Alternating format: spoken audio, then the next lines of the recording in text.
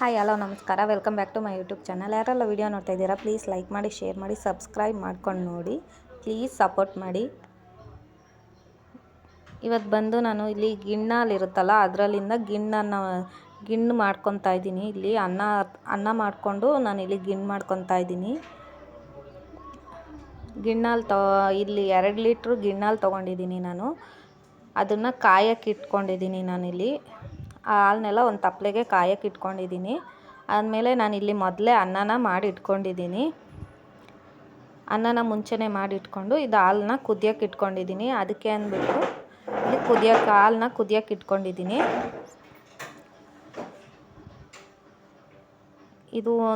ಇದು ತಳ ಹಿಡಿತಾ ಇರುತ್ತೆ. ಒಂದು ಸ್ವಲ್ಪ ಆಡಿಸ್ಕೊಂಡು ಹಾಗೇ ಕುದಿಸ್ಕೊಳ್ಳಿ ಚೆನ್ನಾಗಿ. ಒಂದು ಸ್ವಲ್ಪ ಕುದಿ ಬರಬೇಕು ಚೆನ್ನಾಗಿ. ಅಲ್ಲಿವರೆಗೂ ಇದು ಹಾಲು ಒಡೆದೋದ್ರೂ ಪರವಾಗಿಲ್ಲ, ಚೆನ್ನಾಗಿರುತ್ತೆ. ಹಾಗೆ ಕುದಿಸ್ಕೊಳ್ಳಿ. ಅದಕ್ಕೆ ಅಂದ್ಬಿಟ್ಟು ನಾನಿಲ್ಲಿ ಒಂದು 3/4 kg ಅಷ್ಟು ಬೆಲ್ಲ ತೊಗೊಂಡಿದ್ದೀನಿ, ಉಂಡೆ ಬೆಲ್ಲನೇ. ಆಮೇಲೆ ಸ್ವಲ್ಪ ಕಡಲೆ ಬೀಜ ತೊಗೊಂಡಿದ್ದೀನಿ. ಆಮೇಲೆ ಸ್ವಲ್ಪ ಕಡಲೆ ತೊಗೊಂಡಿದ್ದೀನಿ. ಏಲಕ್ಕಿ ತೊಗೊಬೇಕು. ಏಲಕ್ಕಿ ಕುಟ್ಟಿ ಪುಡಿ ಮಾಡಿ ತೊಗೊಬೇಕು. ಇದು ನೋಡಿ, ಇದನ್ನೆಲ್ಲ ಚೆನ್ನಾಗಿ ರೆಡಿ ಮಾಡಿ ಇಟ್ಕೊಂಡಿದ್ದೀನಿ ನಾನು ಮೊದಲಿಗೆ.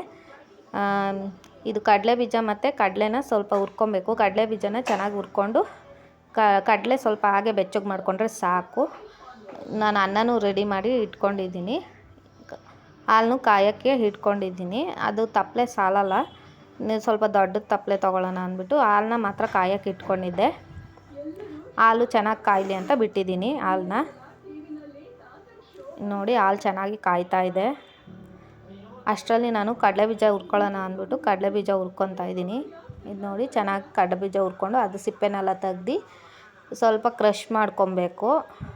ನೋಡಿ, ಇದನ್ನೆಲ್ಲ ಚೆನ್ನಾಗಿ ಹುರ್ಕೊಂಡು ಸ್ವಲ್ಪ ಸಿಪ್ಪೆನೆಲ್ಲ ತೆಗೆದಾಕಿ ಅದನ್ನು ಚೆನ್ನಾಗಿ ಕ್ರಷ್ ಮಾಡಿ ಇಟ್ಕೊಬೇಕು. ಕಡಲೆನೂ ಸ್ವಲ್ಪ ಬೆಚ್ಚಗೆ ಮಾಡ್ಕೊಂಡು ಹಾಗೇ ಅದನ್ನು ತೆಗ್ದು ಇಟ್ಕೊಬೇಕು. ಆಮೇಲೆ ಸ್ವಲ್ಪ ತೆಂಗಿನಕಾಯಿ ತೊಗೊಬೇಕು. ಇಲ್ಲಿ ನಾನು ತೋರಿಸಿಲ್ಲ. ಸ್ವಲ್ಪ ತೆಂಗಿನಕಾಯಿ ತೊಗೊಬೇಕು. ನಾನಿಲ್ಲಿ ಒಂದು ಮೀಡಿಯಮ್ ಸೈಜ್ ತೆಂಗಿನಕಾಯಿನ ಒಂದು ಪೂರ್ತಿ ಹಾಕ್ಕೊಂಡಿದ್ದೀನಿ 2 ಲೀಟ್ರ್ ಹಾಲಿಗೆ. ಅದು ನೋಡಿ, ಅದು ತೆಗ್ದಿಟ್ಕೊಂಡು ಈಗ ಕಡಲೆನೂ ಚೆನ್ನಾಗಿ ಹುರ್ಕೊತಾ ಇದ್ದೀನಿ. ಈ ಕಡೆ ಹಾಲು ಚೆನ್ನಾಗಿ ಬೆಂದಿತ್ತು. ನಾನಿಲ್ಲಿ ಇನ್ನೊಂದು ತಪ್ಪಲೆ ತೊಗೊಂಡಿದ್ದೀನಿ. ಅದಕ್ಕೆ ಈಗ ಅನ್ನ ಹಾಕಿದ್ರೆ ಇದು ಸ್ವಲ್ಪ ಕ್ವಾಂಟಿಟಿ ಜಾಸ್ತಿ ಆಗುತ್ತೆ ಅಂತ ಇದು ಹಾಲು ನೋಡಿ ಈ ಥರ ಆಗಿಬಿಟ್ಟಿದೆ. ಅದು ಹೊಡೆದ್ರೂ ಏನಾಗಲ್ಲ, ಚೆನ್ನಾಗಿ ಬರುತ್ತೆ.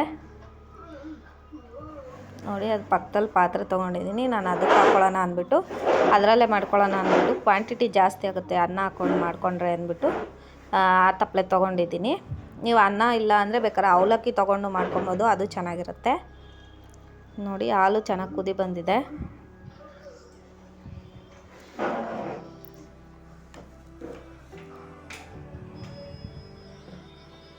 ಇದು ನೋಡಿ, ಸ್ವಲ್ಪ ದೊಡ್ಡ ತಪ್ಪಲೆ ತಗೊಂಡು ಅದಕ್ಕೆ ಬೆಲ್ಲ ಹಾಕ್ಕೊಂಡು ಆಮೇಲೆ ಆ ಹಾಲನ್ನೇ ಇದಕ್ಕೆ ಬಗ್ಗಿಸ್ಕೊತೀನಿ ಹಾಲನ್ನ.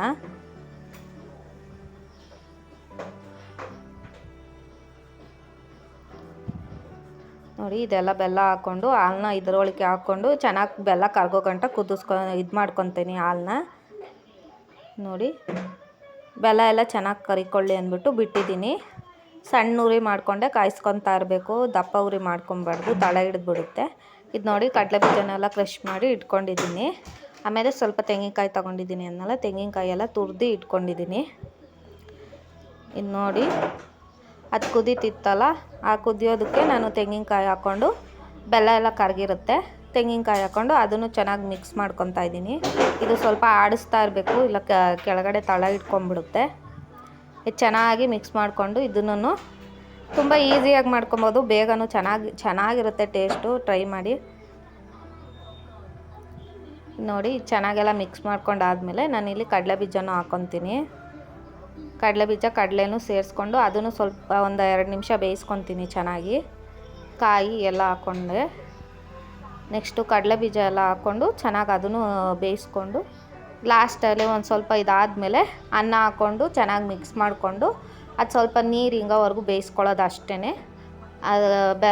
ಇದು ಚೆನ್ನಾಗಿ ರೆಡಿ ಆಗುತ್ತೆ ಆವಾಗ ಗಿಣ್ಣನ್ನ.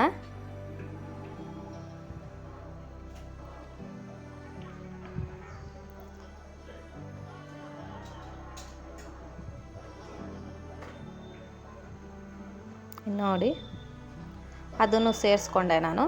ಇದನ್ನು ಎಲ್ಲ ಚೆನ್ನಾಗಿ ಮಿಕ್ಸ್ ಮಾಡಿಕೊಂಡು ಇದು ಒಂದು 2 ನಿಮಿಷ ಬೆಂದ ಮೇಲೆ ನಾನು ಅನ್ನ ಹಾಕ್ಕೊತೀನಿ.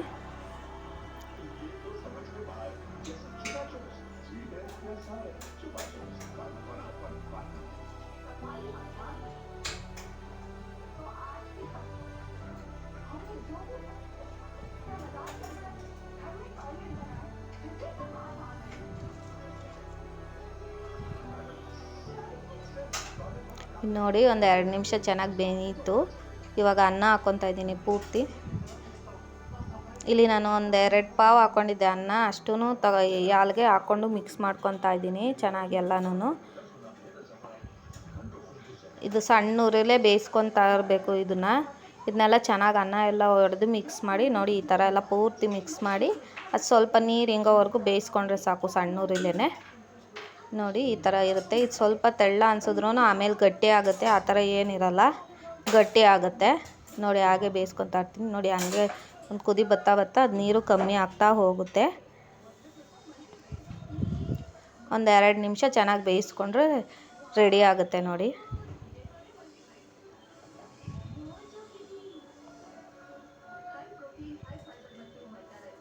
ನೋಡಿ ಚೆನ್ನಾಗಿ ಮಿಕ್ಸ್ ಮಾಡ್ಕೊತಾ ಇದ್ದೀನಿ. ಇದು ತಳ ಹಿಡಿದ್ಬಿಡುತ್ತೆ, ಅದಕ್ಕೆ ಇನ್ನೊಬ್ಬರು ಇದು ಮಾಡಿ ಇಟ್ಕೊಂಡು ಮಿಕ್ಸ್ ಮಾಡ್ಕೊತಾ ಇರಬೇಕು.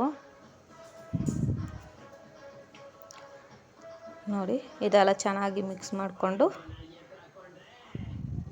ಇದು ಆರಕ್ಕೆ ಬಿಡಬೇಕು. ಅದಾದಮೇಲೆ ಚೆನ್ನಾಗಿರುತ್ತೆ ಟೇಸ್ಟು.